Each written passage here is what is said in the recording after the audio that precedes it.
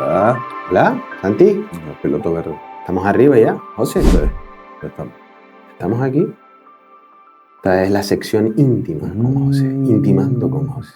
Respiremos. La podemos titular José al desnudo. Inspirar y expirar. ¿Te gustó? No, las comparaciones son odiosas. Oh, No. Al Estábamos desnudo. en serio, mucho. Estamos Sí, en la muchacho. intimidad.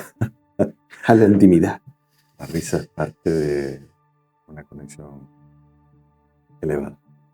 Y tanto. Mira, Sí. yo quiero saber un poco más de ti. De esas cosas que te han hecho ser la persona que eres ahora. Mm, Y entonces quiero saber, por ejemplo, mm. vamos a ir a, si te apetece contar algún detalle, Sí, sí, alguna sí. anécdota, ¿cuál sería la que tú catalogas como la primera experiencia, no sé si decir mística o así, Qué difícil, entiendo lo que quieres decir. ¿sabes? En plan, ella que hayas tenido una conexión que hayas dicho, uy, yo creo que esto Sí, está fuera de lo común. común. Mira, a lo largo de mi vida he sabido siempre que soy distinto. Sin embargo, me he sentido en igual porque soy igual. Y voy a matizar eso, voy a explicarlo de una manera más clara, ¿no?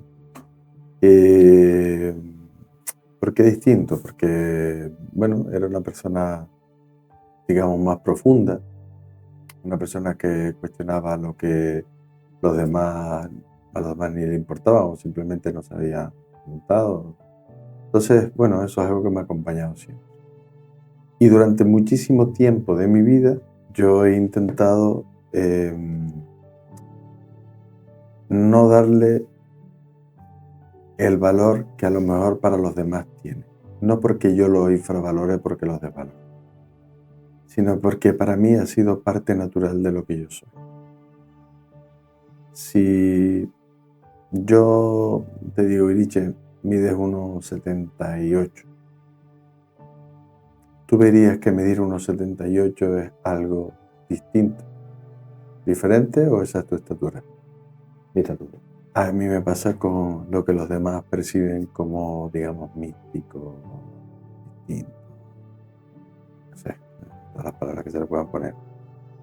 Para mí es lo que yo soy. Entonces, desde mi interior, si tú viajas a mi interior, te vas a dar cuenta de que eso para mí no es algo a destacar, sino es algo que yo soy. Si yo te digo, tienes los ojos verdes, eso es místico con respecto a los ojos negros, a los ojos marrones, o que eso es una cualidad de ti. Pues yo lo he vivido así, de esa manera tan simple. Y me he criado siendo parte de un colectivo, Siendo hijo, guapo, hermano. siendo hijo, hermano, con animales, con tierra, con vendimias, y me alejé muchísimo, de una manera intencionada, de lo que para mí me obligaba, no, sentía, porque nada me obligó, sentía que no era ser. Para mí ser yo era ser normal, lo que yo entendía por eso. Soy hijo, soy hermano mayor, soy padre, porque fui padre antes de ser padre, el amigo que está, y entonces, pero sí me fui dando cuenta que a la medida de la manera que yo transitaba eso, pues me sentía a mí mismo como una persona distinta, una persona que era equilibrada o que sentía que... Y había una cosa que sí sabía en mi interior, pero que el decirlo y manifestarlo estaba mal. Y era que confiaba muchísimo en la fe que tenía. Hasta tal punto que había momentos que cuando a lo mejor yo me crié con valores católicos, hice la comunión, hice la catequesis, hice la confirmación, iba a misa, tenía que... Y perfecto. O sea, yo siempre he dicho que el medio no es el problema es el uso. Me parece que la sabiduría que tiene que estar la iglesia no es solo no respetarla, hay que respetarla. que hay cosas que realmente ya no definen una verdad y que uno es capaz de cuestionar, no significa que eso haya que anularlo. No, no. Sí. Y me decía a mí mismo, entonces por eso decía, yo sería un buen cura. Pero no decía sería un buen cura con respecto a las demás, sino porque yo tengo fe. Pero yo no sabía darle forma a eso. Sino que yo decía, es que yo sería, porque yo me siento tan inspirado con la vida que yo sería capaz de inspirar a los demás. Que yo le diría a los demás, oye, eso era una de las cosas que sí yo, cuando me veía con los demás, lo veía de manera distinta, pero no le daba ninguna importancia más allá de saber que eso era distinto. Y además no se decía, porque eso parece que decías que tú eras el único que lo tenías, y no era real, pero era un niño, porque era un niño. Y la otra era, yo lo llamaba que era muy bueno. Realmente era amor. A mí me costaba muchísimo el no entender a alguien. Empatizar. Sí. Porque para mí todos estábamos viendo lo mismo y yo era capaz de ver antes la verdad de ese tránsito antes que el juicio. Hasta el punto que las personas que compartían conmigo, siendo un niño, las personas que compartían conmigo, me decían, muchacho José, pero tú con el buenismo, ¿qué buenismo? ¿Qué buenismo? Fíjate cómo llegaron a catalogarlo. Pero sí me sentía que tenía mucho amor, tenía amor para todos, que quería a todos de verdad. Claro, ¿cómo se decía eso? Yo qué sé. Yo sí sabía que eso era de verdad, era auténtico, que de verdad amaba, que de verdad era capaz de entregarme por algo que yo consideraba. Hoy en día sé muchas cosas. Eso era honor. Hemos perdido el honor. No, hemos perdido el honor, pero yo venía ya. Entonces, he vivido un montón de cosas que indudablemente si me comparaba en ese momento y me reflejaban los demás, eran totalmente distintas, las podíamos llamar místicas, pero yo las viví de una manera normalizada, naturalizada. No la viví que el hecho de que yo tuviera los ojos verdes, eso significaba ser distinto y ponerme en una pirámide donde yo estoy en el pico arriba y los demás están. No, para mí era tan natural que simplemente no lo comentaba y si se daba el caso, pues comentaba. Pero vamos, como que siempre has tenido esa conexión. Efectivamente, siempre. Vale. Ahora, cuando yo me di cuenta y fui consciente de que de verdad los demás no hacían lo mismo que yo era así, sabía que, bueno, pero yo pensaba que todo el mundo Iriche era igual. Y ya grandito. En aquella época nosotros vivíamos aquí en las Islas Canarias, bueno, en España, pero en las Islas Canarias sobre todo, solo había un canal, Televisión Española, la 1, y apareció el segundo canal UHF. Y había que comprar una antena, una segunda antena para ese canal. Y vivíamos una situación crítica económicamente. O sea, en mi familia, si algo yo he vivido en un entorno donde conozco... Humilde. Sí, bastante hallar la humildad y la pobreza. Solo que, pero bueno, eso me dio muchas herramientas. Y no teníamos ese dinero para comprar eso. Pero había uno del grupo nuestro que el padre sí tenía dinero. O digamos que tenía más dinero que el nuestro. Había una situación más económica. Una economía más holgada. Más holgada. Y compró la antena y empezamos a oír de la NBA. Bueno, la NBA. Es increíble cómo esa gente jugaba. Y era la final de Los Ángeles Lakers Boston Celtics. Y entonces yo les planteé, ¿y por qué no vamos a ver el partido que se ve en la 2? Oh, que yo era toda una hazaña. Pero era, con el cambio horario, era de madrugada. Entonces, bueno, hablamos con nuestros padres. Niños, yo no recuerdo el año, que seguro que si lo miran en internet era la final de los Boston Celtics Ángeles Lakers, o sea que es fácil de ver. Además fueron 2 años seguidos, porque era además los 2 equipos representativos de la NBA, cuando a la época de Magic Johnson, Larry Bird, que es fácil de ver. Pues me fui a fuimos, y uno de nosotros, la antena se ponía en las casas nuestras, por falta de recursos, no estaban encaladas normalmente, sino estaban sin encalar. Y se ponían en donde se veían los bidones de agua, que eran bidones de Uralita, ahí se ponía la antena. Y como la antena fallaba muchísimo, uno de nosotros tenía que estar en la antena y nos íbamos turnando para ir moviendo la antena para que el partido se viera lo más posible.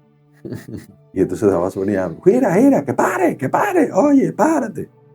Bueno, total, que vimos el partido y entonces cuando terminamos el partido nos fuimos a esa azotea, al descubierto, a la intemperie, con esos bidones, con manta, no sabíamos lo que era un saco de dormir, y nos acostamos a dormir esa noche en el suelo. De la terraza. Sí. Bueno, terraza no, una azotea, la parte de azotea, atrás. sí. Azotea, que además que había que subir con una escalera no hecha, de una escalera metálica hecha, eso no se accedía, o sea, Ya. y nos acostamos allí. Y yo pues, estaba cansado, era el último, me acosté en uno de los laterales y todos mis amigos que habían compartido conmigo, todo el grupito, que éramos nosotros, empezaron a compartir experiencias calientes, experiencias místicas, vamos a decir. Y a ti no te ha pasado, porque yo tuve un sueño, porque yo no sé qué, y yo empecé a escuchar. Y en un momento determinado digo, ¿y a ustedes no les ha pasado de manera espontánea de mirarse en el espejo y de repente sentir que se van? Por concentrarte tanto para ver el por qué los demás ven eso de ti. Y sentí un silencio. Y cuando sentí el silencio digo, me giro para ellos y digo, ¿ustedes no han hecho eso? Y hicieron todo. No. Ustedes, además me metí con ellos. Yo era un poco el cabecilla, ¿no? Y digo, pero vaya a ver, pero ¿cómo es que es posible que ustedes no se estén planteando cómo los demás lo ven? Y yo eso lo llamé concentración, Iri, que era capaz de concentrarme tanto que había un momento que me iba. Y digo yo, al día siguiente cuando llegué a mi casa digo, ¡Ma! Dime, que tú no sabes que los chicos no hacen esto. Hola, pero esos chicos tan bobos. ¿Y eso por qué no lo hacen? Y fue la primera vez que yo adquirí conciencia de que no todo lo que yo hacía lo hacían los demás. Fíjate tú, por qué experiencia tan simple. ¿Y ahora cómo llamarías a eso? ¿Qué haces? ¿En el espejo? No, eso no, sí, eso no era la concentración, esa era la capacidad que tenía de observar quién era. Era la capacidad que tenía de saber qué hacía allí, porque estaba dentro de ese cuerpo. Claro, o sea, te podías ver desde fuera. Claro, date cuenta que estoy en un momento en que yo había tenido un montón de, podríamos denominarlos los viajes astrales. Sí, exacto. Pero ¿a quién me decía aquella época que era un viaje astral? Ni siquiera yo lo sabía, o sea, yo sabía eso, ¿no? Que estaba afuera, yo sabía que veía mi cuerpo, pero eso era soñar que soñaba, ¿no? Sí. Pues te concentrabas tanto que sí, salías del cuerpo, claro, y te veías el cuerpo y decías, así como los demás ven a José. Y como eso es natural en mí, es como tener los ojos verdes. ¿Vale? ¿Y por qué tengo los ojos verdes? Eso es así. No, esto es raro, esto es distinto. Pero ¿y por qué? No, eso para mí era algo natural.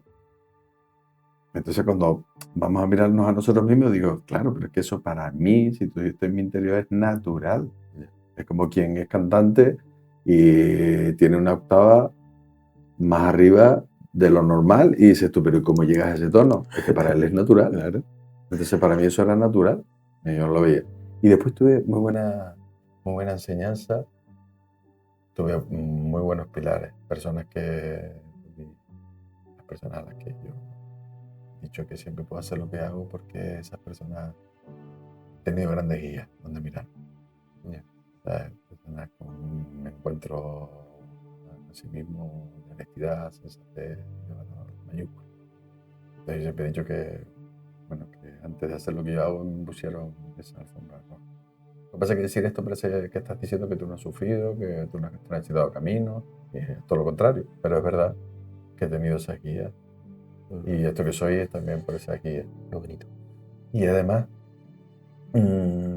cuando digo que me han enseñado sin enseñar, yo recuerdo cuando de repente, de manera espontánea, siendo un niño, mi abuela me preguntaba, ¿dónde está esto? Y yo decía, no, mira, abuela, eso está en el cuarto de las papas con semilla, el segundo cajón.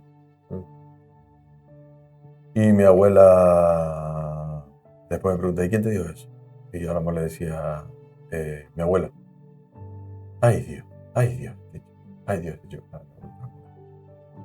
ay Dios, mi abuela me enseñó, José, cállate, porque me cargó mi abuela. Le da un ictus. Claro, entonces decía, esta cosa no se debe decir. Porque yo era un niño, yo era espontáneo. Entonces que aprendí a vivir en el sistema. Claro, a no sentir que eso era distinto, Vale. sino... Y ahí, José, ¿Mm? podemos decir que fuiste forjándote una personalidad Sí, aislada de ese José interior que quería y que... ¿Me entiendes un poco por dónde mira, voy? sí, te entiendo. Mira, hay una cosa que aporta, que nos permite aportar un matiz con un foco distinto. Cuando tú me estás diciendo eso, que fui forjando una personalidad, nada hay que yo no haya vivido que sea una sincronización perfecta para ser quien soy. Sin embargo, que yo soy se tenía que definir de una manera determinada. O bien, me iba al mundo de la religión, o bien me iba al mundo de la espiritualidad. Y sin embargo, yo no sentía ni uno ni otro, pero sí sentía la fe de uno y la fe de otro. Pero la manera y la forma en la que se definía y se proyectaba no me definía a mí. Yo quería casarme, yo quería tener una familia, yo no entendía el por qué yo no podía, si me enamoraba de una persona, estar con una persona, no lo entendía. Si era amor, no entendía cómo la religión podía decir eso, no lo entendía. Te hablo yo del niño que soy. No entendía por qué yo tenía que sacrificarme si yo no había hecho nada. No entendía que por mi culpa, no lo entendía si yo no era responsable de esa culpa, que había nacido y tenía mucho amor que dar, no lo entendía. Cuando empecé a experimentar la alternativa, no entendía que tenía que hacer lo mismo, solo que de distinta manera y con otras palabras. Aquí tenía que seguir los mandamientos y los sacramentos, aquí tenía que seguir los chakras. Aquí tenía que ir a misa y confesarme y aquí tenía que meditar. Aquí tenía que irme de convivencia y aquí tenía que irme de retiro. No lo entendía, entonces llegó un momento en que estaba solo. Porque nada de lo que había me definía. Y ahí comprendí que yo vine a definir. Y a veces poner el ejemplo es también, aunque lo ponga, también a veces cada uno va a filtrar lo que voy a decir a su manera y forma. Y no me importa porque eso lo sé. Sin embargo, no hay otra manera de hacerlo. Y es, mira, Irichen, hay personas que han venido a escribir y personas que han venido a leer. Y cada uno de nosotros puede vivir las dos cosas. El momento lee y el momento escribe. Sin embargo, alguien tuvo que escribir el primer libro. Menos yo, con el tiempo, en esa personalidad que tú dices que me voy forjando, lo que he descubierto es que no vine ni a una cosa ni a la otra, sino vine a escribir lo nuevo. Mi manera de percibir. Y empecé a definirme por mí mismo. Y eso es gotita de agua. Esto es lo que es distinto. Entonces, cuando hablamos, ¿y cómo te forjaste tu personalidad? Yo, claro, es que no encaja ni en una cosa ni en la otra. Sino al contrario, tenía, por fortuna, lo de una cosa, lo de la otra, y sin embargo sentía lo que no me definía de una cosa, lo que no me definía de la otra, y entonces creo mi propia definición. Sí, y después te fuiste un poco, pues, dentro de ese sistema en el que aprendiste a vivir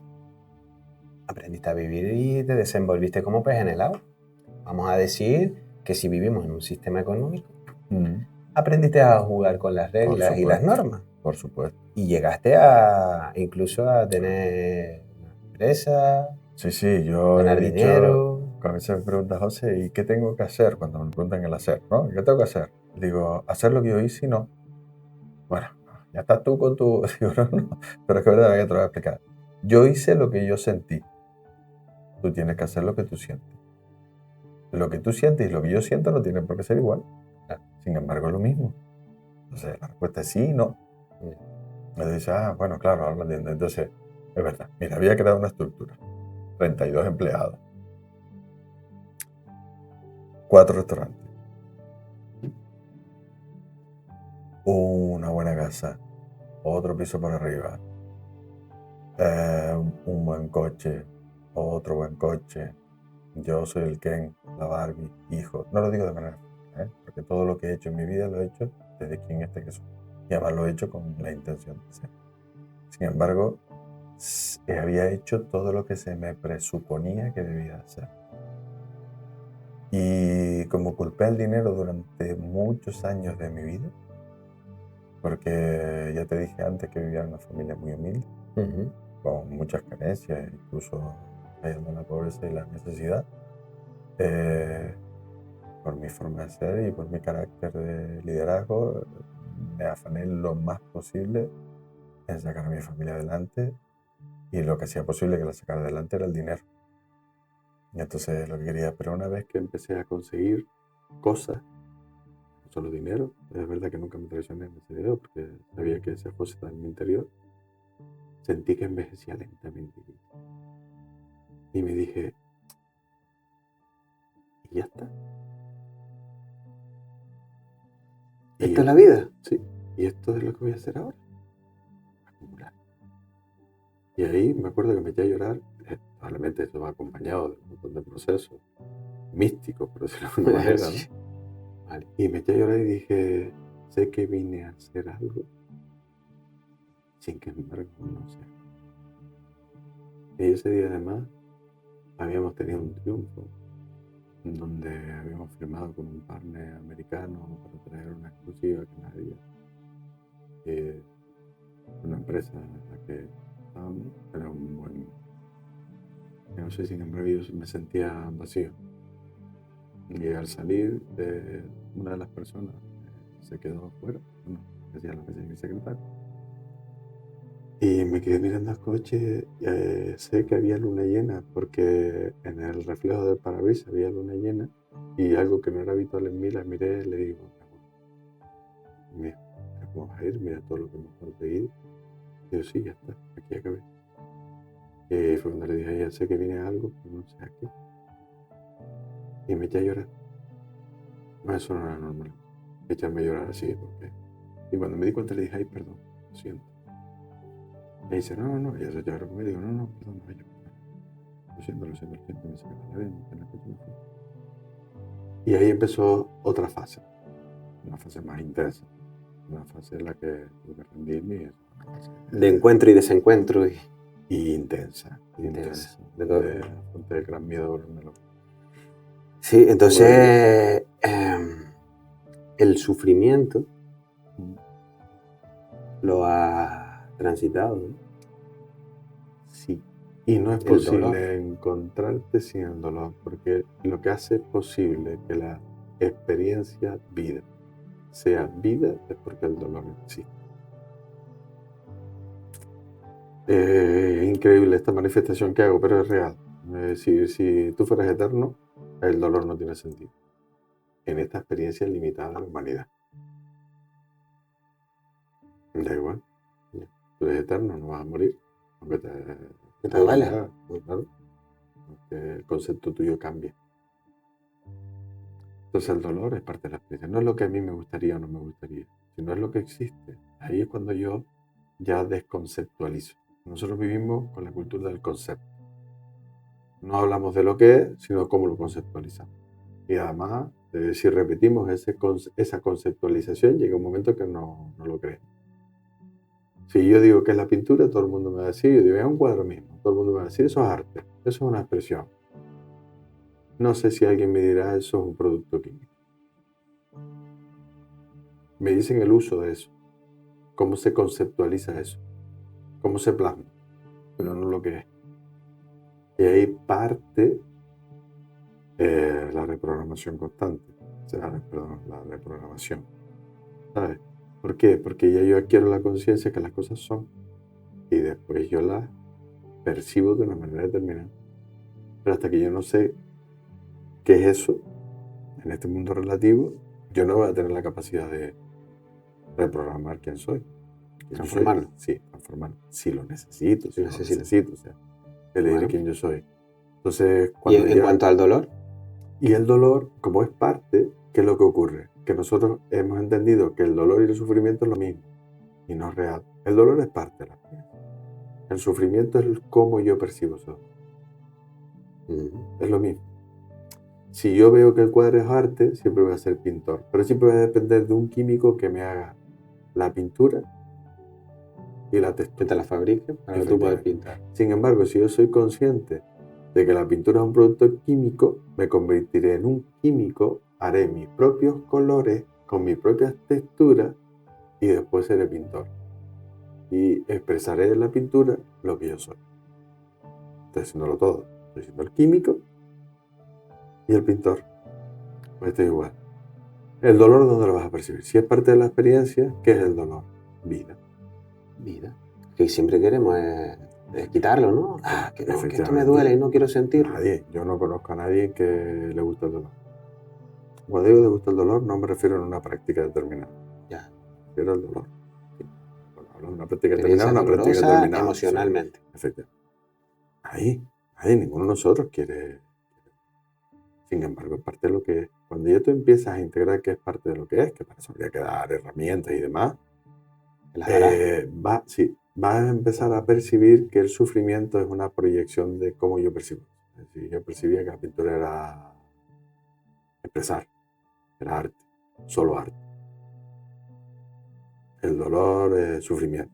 No, sufrimiento es la manera y la forma en la que tú percibes el dolor, como tú aprendiste. Las agujetas son dolor. ¿Por qué las agujetas no las percibes como algo negativo? Porque tú percibes que las agujetas, que es dolor, es lo que te pone en forma. Vale.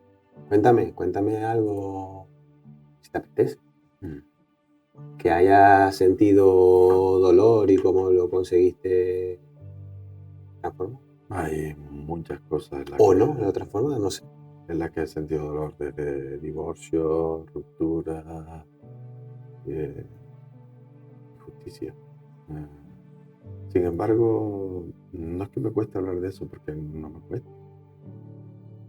Pero ya tengo tan integrado, que muchas cosas no son justas desde mi percepción, ¿no? No las merezco, sin embargo las tengo que vivir. Porque lo que me lleva de aquí es la experiencia de mi ser. Esa es mi riqueza. Que cuando voy a hablar de ella y hablarlo desde una connotación para que los demás se sientan reflejados, lo hago. Pero no me voy al estado de, mira tú por lo que pasé. Mira tú por lo que... Digo, no, porque yo sé que yo lo que me llevo de aquí es la riqueza de esa experiencia. Ya no estoy en el, en ese victimismo, en ese martirismo. Lógico, ¿eh? No estoy frivolizando porque por pasar por ahí lo ordené. Muy bien. ¿Sabes? Pero sí, ha habido un montón de veces, claro, que me sentí traicionado un montón de veces y además traicionado de manera muy intensa y más con la entrega que yo tenía. Pero me enseñaron. Me enseñó que quien se había traicionado era José, que yo había puesto mi pensamiento en la mente de la otra persona y yo no hubiera hecho eso. Claro, esto fue más importante lo que yo pensé que lo que era. ¿Quién se traicionó? Lo que yo pensé, entonces, claro, ya sé que se traicionó fui yo. Vale, yo a veces lo digo esto a alguien que tal y dice, estate callado, porque parece que le estoy diciendo que eso es justo, que le haya pasado para comprender eso y que eso se lo merecía. No, yo no estoy diciendo eso. Y sí. Claro, no lo estoy diciendo, ¿no? Pero es cierto, ¿un niño merece ser violado? No, claro, no. ¿Es justo? No. ¿Y por qué lo tiene que vivir? Nos cuesta. Ni siquiera a veces yo me atrevo a decir, pues porque el dolor es inmenso, es mayúsculo. Yo tengo hijos. Sí. Tengo 3 hijos. Sé lo que significa. No estoy hablando aquí desde la verborrea y desde que hice un curso donde, sin menospreciar al conocimiento y a los cursos y demás, No, estoy hablando por lo que experimento, no estoy usándolo como de una manera negativa, no, sino que mi conversación aquí es lo que yo he experimentado, es sabiduría empírica, lo que yo he vivido. Y claro que hay un montón de cosas en las que te pongo, claro que sí, y cosas que no entendí y que me pregunté a mí mismo que quién coño era yo. No sabía quién era, porque decía, ¿y de dónde salió eso? Pero no tengo el dominio de mi vida, digo, pero ¿y qué pasó aquí? Pero ¿y quién es José? Claro, y aterrado, y llamando y llorando, que ya lo iré contando, llamando y llorando diciendo, por favor, no permitas que me vuelva loco, no permitas que me vuelva loco porque me pasó esto que me inventaron. Sabiendo que no estaba loco, sabiendo que lo que había vivido no era una ilusión paralela. Sí, en ese sentido, la mente del ser humano está limitada, ¿no? Estamos, en cierto sentido, vemos la realidad desde un fractal, ¿no? Como tú a veces explicas. Entonces, Sí. tener la capacidad, yo he vivido ciertas experiencias en las que mi conciencia ha estado, no sé cómo decirlo, más elevada, más expandida, gracias a productos como pueden ser la ayahuasca, ¿vale? En el que la sustancia hace que mi conciencia de la realidad que está viviendo se expanda. Y yo haber pensado, pero yo ahora, ¿cómo llevo todo esto que tengo aquí, todo este conocimiento, esta sabiduría que ahora mismo poseo? ¿Cómo lo meto yo en mi cuerpo? ¿Cómo soy capaz de...? No, yo me quedo aquí. Yo me quedo aquí, esto es la máxima expresión. Y gracias a la persona que estaba guiando, que era un chamán allá en el Amazonas, en Colombia, ven para acá, me dijo, aquí, no te vayas. Yo me iba. Sí, mira, Eso es que es duro. Sí, ahí cuando tú me estás contando eso, primero, la mente es una herramienta maravillosa, maravillosa. Sí. Segundo, la mente es quien posibilita la experiencia de la ausencia, es quien genera el holograma, la gran creadora. Lo que pasa es que cuando ya la tienes alineada, por decirlo de alguna manera, ¿no? Pero la mente es la que posibilita que yo viva la experiencia de José.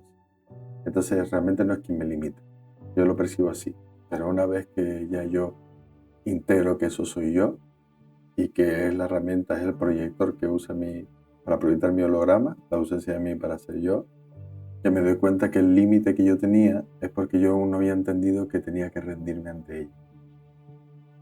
Y entonces lo sigo viendo así, ¿no? Sigo viendo que es un límite. Digo, sin embargo no lo es lo contrario, ella va a generar todos los límites que tú necesitas para saber que eres energía, que es para saber que eres el todo. La mente. Sí. Pero sin embargo, hasta que yo no me libero, siento que la mente es quien me limita. Y realmente es al revés.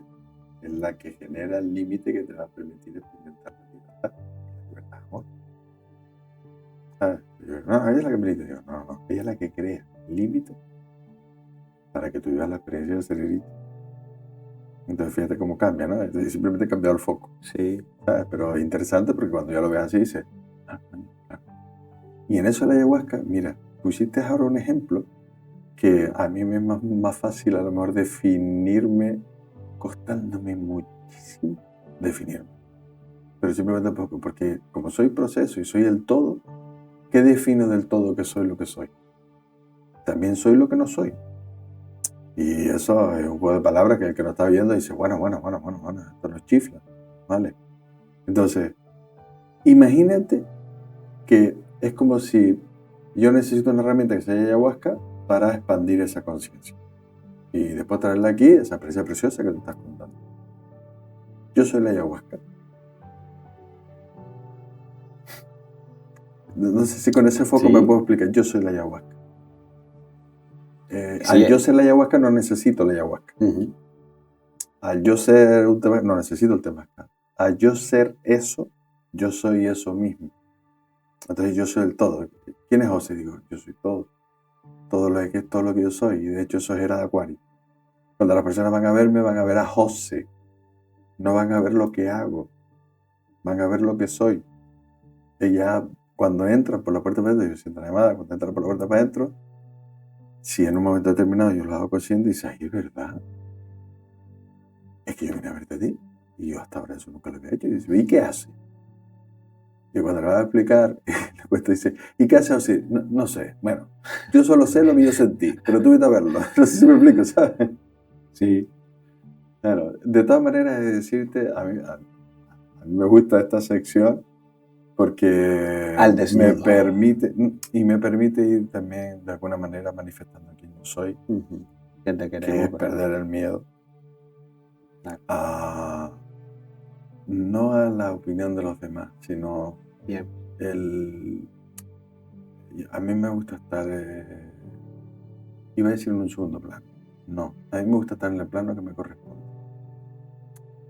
pero el plano que me corresponde no es piramidal, es una circunferencia donde todos tenemos cabida. No entiendo en mi plano como yo soy José y el resto, sino yo soy uno con los demás. Entonces yo... Bonita frase. Sí, entonces para mí el líder es el agua y yo soy una gotita que hace posible que el agua sea o más líder o la líder que es. Entonces, por eso en ocasiones incluso tiendo a evitar hablar de mí, porque cuando hablo de mí, de esa naturalidad, es que has vivido un montón de... Sí, pero esto no lo sabía. ¿Y tú viviste? Sí, pero esto, porque estás no tan habituado, que parece que cuando tú eres algo así, eso es sino de ser un ser superior, que de verdad viviste, lo cuento en antenas porque probablemente ha llegado el momento de no negarme a mí mismo y de que los demás al oírme a lo mejor pues sientan el reflejo y tengan la fortaleza y la inspiración. No lo sé. Y de ponerte al límite, en el sentido de ver cómo decir, uff, estoy reconociendo que aquí este pensamiento o esta forma es una estructura adquirida de mi educación, por ejemplo, Siempre. en cuanto a la heterosexualidad o la homosexualidad, por ejemplo. Siempre. Porque vivimos en una cultura en la que Siempre. te has puesto al límite. Sí. Yo he sido capaz de mirar y el planteamiento que me he hecho, pero no solo en eso, sino en mi vida. ¿Cómo es Pero posible reconociendo eso, ¿no? Sí, Reconociendo por ese, supuesto. uy, esto está aquí. Esto es un límite para experimentar la Me tengo que libertad. obligar o algo así. Sí. Más que obligar, O, tengo que afrontar este tengo que- miedo cuando esté vale, preparado. vale. Pero cuando esté preparado, ahí soy muy respetuoso conmigo. Ujú. No hago las cosas por eso. A lo mejor en un momento determinado tengo que vivir algo desde la espontaneidad para entender algo, más que para entender, para recordar. Sin embargo, mis preguntas son simples conmigo, son simples. ¿Cómo es posible que yo, sabiendo que la libertad es amor, a mí me limite la creencia y me dé miedo? Y entonces, cuando he estado preparado, he afrontado ese miedo. Así de simple. Y cuando he afrontado ese miedo, me he dado cuenta del bloqueo. Y he dicho, claro, el límite ese existía para yo experimentar la libertad que soy. Entonces, la ausencia de la libertad, de amor, que es lo que yo soy libre, bueno, generó ese límite, la mente, que te decía antes que era quien proyectaba los límites, que lo logramos, la ausencia de lo que soy, para yo experimentar la libertad. Claro, y entonces cuando me dice, pero es que a mí me encantaría, José, porque yo me veo reflejado en ti y la verdad que es que me has aportado precisiones distintas, es que he transitado llamémoslo límites, porque yo tenía que entender la ausencia. La mente lo vive como un límite. No es un límite, la mente lo vive como un límite. Yo no soy capaz, soy insuficiente, sí, todo. A nivel de sexualidad, a nivel mira, tú sabes los límites que más cuestan, y lo llevo al origen, la moralidad. Sí, cuando Porque, la sociedad marca eso. Y yo en los talleres explico muchísimas veces de dónde viene la moralidad y hago todo un recorrido, y cuando ya la gente lo ve en la pizarra, porque además lo ve de una manera gráfica, ya su manera y forma cognitiva de entender hace y lo pone en un esquema, y entonces ya se ven. Y cuando tú te ves a ti mismo, te puedes dar cuenta, si así es, de que eso que tú vives no define Iriche, sino define la idea que Iriche tenía de quién debía ser. Entonces, eso es lo que... Pero gotitas de agua en ningún momento le dice a alguien que su camino es incorrecto, que su camino está mal, que su camino debe de ser otro, que su camino no está acertado, que está yéndose fuera del camino del encuentro. Ya. Que no. ¿Y has pensado alguna vez si la vida no tiene sentido? Sí, muchas, para darle sentido. La ¿Qué es vida lo que no tiene ocurre? sentido. Claro, Sí, muchísimas veces. De hecho, eso es parte de un ¿Y motor qué le dirías esencial. a la gente que a lo mejor de repente nos pueda estar escuchando y que piense la vida no tiene sentido? Sí, que cambie el foco. Algo tan simple como vivir tiene sentido. Entonces, ¿qué es lo que tiene sentido vivir? La vida no tiene sentido. ¿Por qué le tienes que dar sentido a la vida? ¿Cuándo sabes que vas a morir? Es una variable que no contempla. Sin embargo, existe. Y si vas a morir mañana, harías lo que estás haciendo hoy. Entonces tu mente te tiene domesticado y está proyectando que le tienes que dar sentido a una vida hipotética. A esa hipótesis le voy a poner palabras, ¿vale? Y será más fácil para entender a aquellos que nos están viendo. Ilusión. Voy a llamar a la hipótesis ilusión. ¿Por qué a la ilusión la llamo hipótesis? Porque es algo iluso, algo que no es real, es algo que me gustaría, que me encantaría, que anhelo. Sin embargo, nosotros vivimos de manera ilusionada. Porque tenemos la creencia que vivir con ilusión, proyectando, es lo que nosotros somos. Porque claro, nos enseñaron que teníamos que darle sentido a la vida. Vale. Y entonces generamos una proyección que se llama ilusión. Sí. Y mi camino será válido o no válido si consigo el resultado de esto que yo he generado. Y hay un bombardeo en ese sentido. Bueno, mira, acabo de decir una palabra ahora que no me define. Bombardeo. Sí, bombardeo. Sí, no corrijo mucho quién yo soy. Autoconciencia. Sí, con las palabras bombardeo. No, hay una cantidad de estímulos que nos indican que ilusionarnos es la manera más bonita de vivir y es la manera más intensa de esclavizar. ¿Cómo hay que vivir para poner la diferencia? Con entusiasmo, alegría y pasión. Aquí y ahora, de lo único que yo soy consciente de este momento.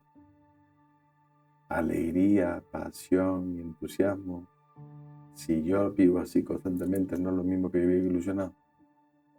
Sin embargo, el foco es distinto. Alegría, entusiasmo y pasión. Pasión y entusiasmo. Si yo vivo entusiasmado, apasionado y alegre en este momento presente, y mañana en el presente y pasado en el presente, por poner el tiempo, no es lo mismo que vivir ilusionado. Sin embargo, la ilusión, que es el anhelo. La ilusión es una proyección, ¿no? De la mente al final. Claro. Algo, de hecho, lo dice la palabra, ilusión. ¿Cuándo renunciaste a la ilusión? En el momento que adquirí conciencia. Vale, pero cuéntame. En ese momento me estabas contando antes la anécdota, ¿te echaste a llorar? Sí. Te montaste en el coche y te fuiste. Sí. En ese momento renunciaste a la ilusión. No. ¿O hay un momento en tu vida que tuviste que tomar una decisión? Sí, fue un momento, lo que pasa es que es un momento largo. Y contarlo ahora, no porque no lo quiera contar, y lo contaré y además lo dejo ahí en el tintero para contar. Porque viene de una secuencia. Pero vale. Claro, si después voy a hacer secuencia, veo que hay más secuencias. Después de la secuencia de la secuencia. Pero es cierto que hay momentos más puntuales. Plano corto. Claro, lo que pasa es que se requiere de yo estar, no, estar cansado. ¿No? Yeah. Pero sí hay un momento en el que yo rindo a la mente. Lo que pasa es que cuando digo contarlo más adelante es que yo rindo a la mente, pero ¿por qué rindo a la mente? Que es la secuencia de la secuencia. Entonces ese proceso llega hasta el momento que yo rindo a la muerte, que yo rindo a la mente, perdón, no a la muerte, que yo rindo a la mente, que es cuando yo por fin afronto el gran miedo que me da de hacer algo más allá del control de mi mente. Ya. Y eso nos pasa a todos. Yo te estoy diciendo esto a ti ahora, sí. Tú me estás mirando y dices, coño, no, claro, es que me acuerdo... Es que todo lo que yo he hecho en mi vida siempre lo he controlado. Hay un cuento que me encanta de escuchar y contar, que dice el alpinista, ¿no? Que sube la montaña y se resbala, se cae colgando la cuerda y no es capaz de mirar hacia abajo, ¿no? Entonces, él simplemente pide ayuda, por favor, Dios, ayúdame, mándame un helicóptero, mándame, y escucha la voz de Dios y le dice la voz, corta la cuerda. Yo, tú estás loco, ¿cómo voy a cortar la cuerda? ¿Qué dice? Por favor, manda un helicóptero. Necesito ayuda, mándame a alguien, mira a ver si... Corta la cuerda. ¿Cómo voy a cortar la cuerda? ¿Que me voy a matar aquí? ¿Cómo voy a cortar la cuerda? No me estés diciendo eso, mándame un helicóptero, mándame cualquier cosa, pero ayúdame, por favor. Corta la cuerda. Resulta que al día siguiente suben para arriba, el hombre muerto, colgando la cuerda. ¿Qué distancia estaba del suelo? Medio metro.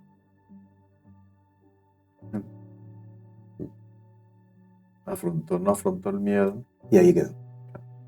Y eso fue lo que yo viví. Aún con mucho miedo. Si puedo contar ese momento exacto, después ya contaría el porqué de ese porqué, que además es interesante, porque al final yo lo que estoy contando es lo que yo he transitado, pero todos, cada uno en su mundo transita lo mismo. Yo no estoy contando nada que es nuevo. Todos, cada uno a su manera y a su forma. Todos nos pasa lo mismo. O sea, lo único que hago es lo que yo comprendí en ese trayecto que hacemos todos, que es el camino del encuentro. Y eso es lo que yo voy a llamar el cielo. Es encontrarme a mí mismo, es encontrar que yo soy el todo. Sí. Que yo soy hijo de Dios o que yo soy Dios. La Trinidad. Sí. Entonces, bueno, yo recuerdo que había estado de una manera muy intensa porque había en un momento determinado, claro, es que estoy mirando cómo lo sintetizo, ¿no? Bueno, antes del por qué llegué ahí, ya en otro momento recuérdamelo y yo lo contaré más de manera gustosa. Mira, estoy en un lugar y cuando me van a recoger al aeropuerto me monto en el coche. Ya yo vengo de un proceso muy intenso, muy intenso. Y bueno, le hice caso a esa voz, esa alpinista que tuviste, porque yo le hice caso a la voz y me monté en el coche y me fui de viaje. Ya había dejado las empresas, no había dejado las empresas, sino que no había ido a trabajar, pedí un favor y fíjate si sabía que algo iba a ocurrir, que para no buscar un argumento una vez se hace cosas que no es del todo consciente, pero las hace para protegerse. Porque eso tiene que ocurrir y aún con dolor apagué el móvil para que nadie tuviera la posibilidad de intentar convencerme de lo que yo ya veía como una locura. No había ninguna certeza de nada, solo que yo sentía algo. Entonces me recogí en el aeropuerto, yo voy en el coche al aeropuerto y las personas que iban conmigo les digo, ¿sabes lo que pasa? Que yo nunca me he entregado del todo. Porque siento que si me entrego del todo, entro en enajenación y en locura. Y ya no voy a tener capacidad de volver a mí. Las personas se me miraron y dijeron, sí, claro. Yo no sabía que lo que les estaba diciendo, que un par de horas después lo iba a vivir. Sin embargo, yo les estaba diciendo que iba a pasar.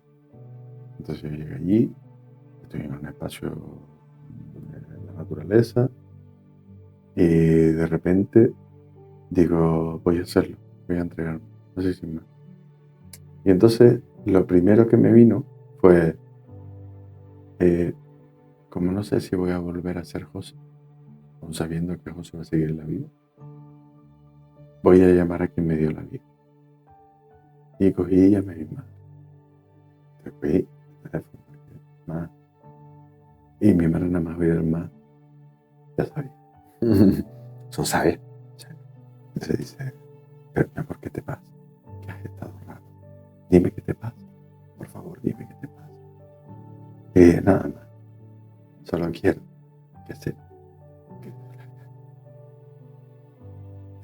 Pero José. Por Dios que me tienes preocupada, No era tanto en cuanto que yo eso nunca se lo había dicho a mi madre. Yo teniente común. Soy muy afortunado. Yo le había dicho a mi madre, yo que la quería siempre. Entonces cogí y ella me dijo, mi amor, confía, sin saber lo que es. Y entonces yo colgué, y justamente en el momento que colgué, oigo,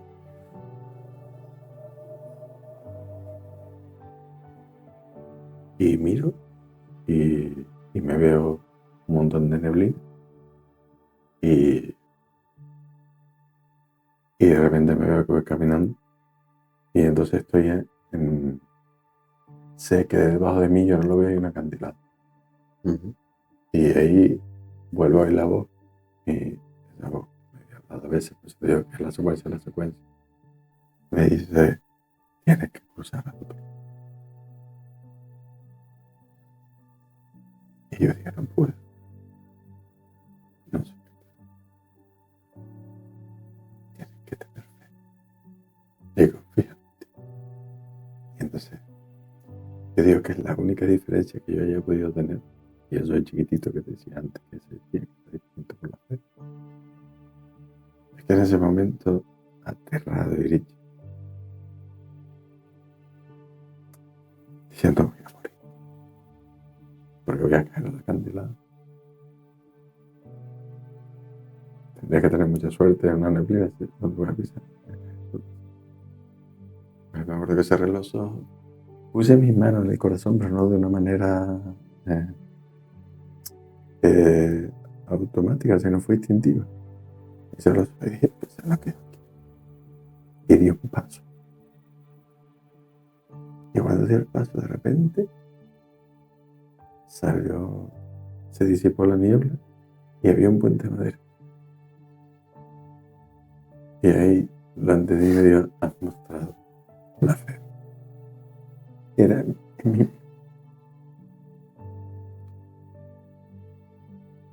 Me atreví a confiar en mí, aún sabiendo que me podía morir. Y entonces lo entendí, me tiré a llorar. Y ahí eso lo llamé yo la rendición.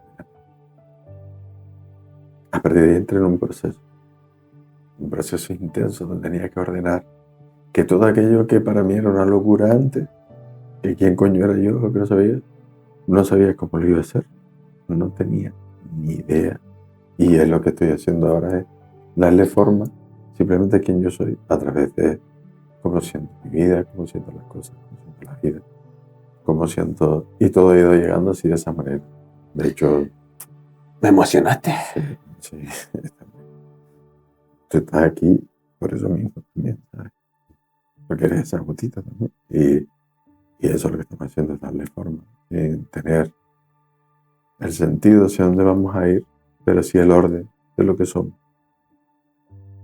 ¿Sabes? Y es como ese barco que sabemos que somos barcos y eso para navegar. Entonces, la vida es apasionante. Entonces, eso es lo que hacemos. Entonces, ahí ya empecé a dar una forma y eso hace años ya. Mi mente hay cosas que aún no las entiende. Pero también sé que mi mente es ese fractal que viene aquí con el límite. El cerebro. Sí. A mí hay una historia súper bonita que a veces cuando la gente me dice, José, esto no lo... porque no lo entiendo, ¿no? Y es que iba... Si era San Agustín o era Santiago, ya no me acuerdo. Bueno, por la playa vi a un niño cogiendo agua con un cubo chiquito y llevándolo a un hueco. Agua y llevándolo a un hueco. Agua y llevándolo. Y le pregunto, ¿qué estás haciendo? Dice, estoy metiendo el mar aquí dentro. Y él se echó a reír. Me dice, el niño, ¿no? Y es que, qué inocencia más bonita. Y cuando siguió caminando, oyó la voz de Dios y le dijo, oye, ¿qué? Eso mismo quieres hacer. Quieres que todo el entendimiento y la sabiduría del universo métela en un hueco, que es tú mismo. Y eso a mí en ocasiones me relaja. Porque soy todo lo que puedo ser. No tengo más. Soy todo lo que pasa. Todo.